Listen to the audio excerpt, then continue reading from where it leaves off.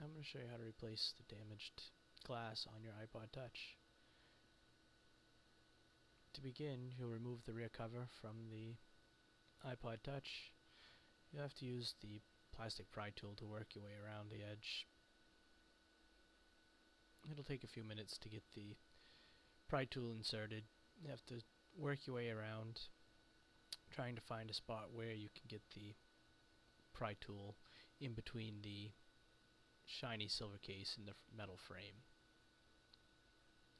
This will take you a few minutes. Just try each side. I found it was best to start around the bottom of the iPod Touch and work my way forward or up.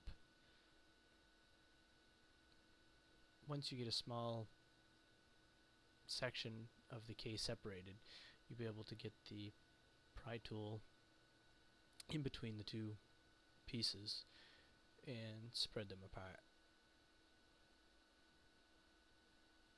There is no one way that's better than any other. Work what is best for you. Once you start separating it, you'll see the gap all the way around, and you can pretty much just work your pry tool around any side of it just to remove the cover completely.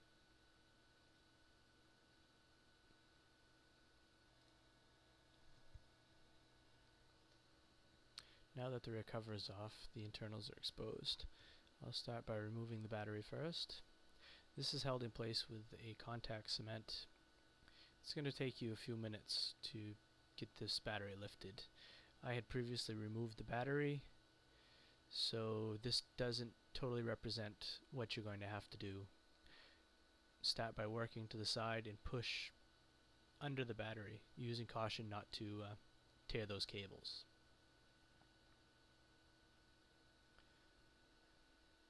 Now that the battery is lifted, you can remove the screws that hold the main board in place.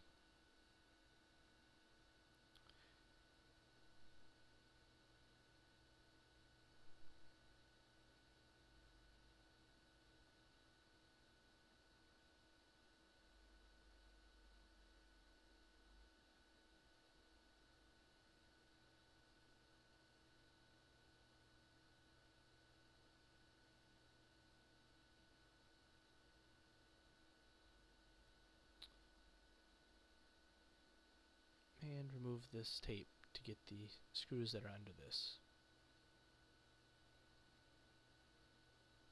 Try not to rip this when you take it off, as you'll put it back during the installation.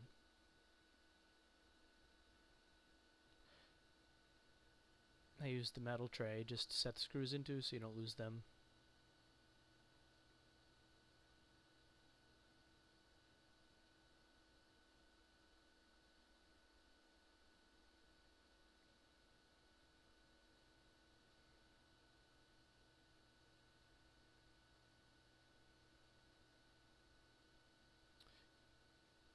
Now use the pry tool to loosen the main board, which is also attached with the double-sided cement. Once you loosen the ribbon cable, you can remove the board that's on the bottom. There are two screws that hold these into place.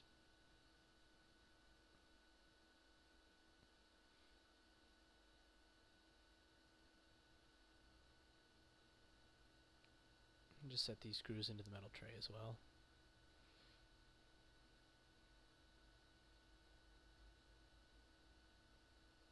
Gently lift the board and use your pry tool to lift this little tab out. This has the contact cement in as well. And it'll take you a few minutes to get that pry tool under there so you can lift it. Just use caution, you don't want to break anything. If you take your time and just lift the stuff up slowly, it'll come right out.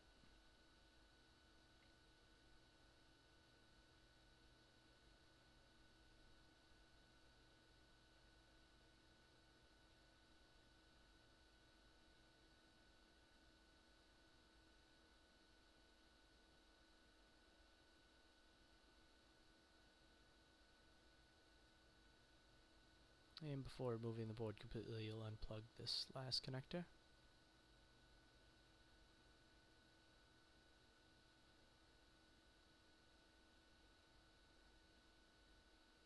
Lift this board along with the ribbon cable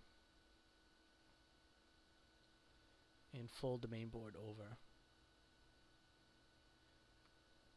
Now I've increased the speed of the video in this section to remove the screws that hold the LCD into place and set these off into the metal tray.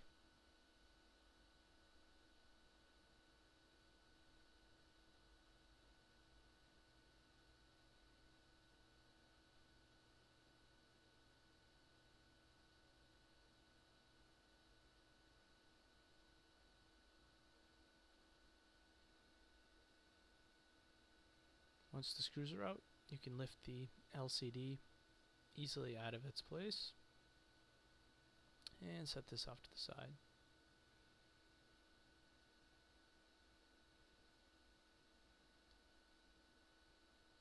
Now the last thing you'll remove is this secondary board that's attached to the main board.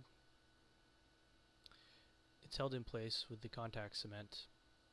You'll have to use the pry tool to work your way under it and lift mainly from one side.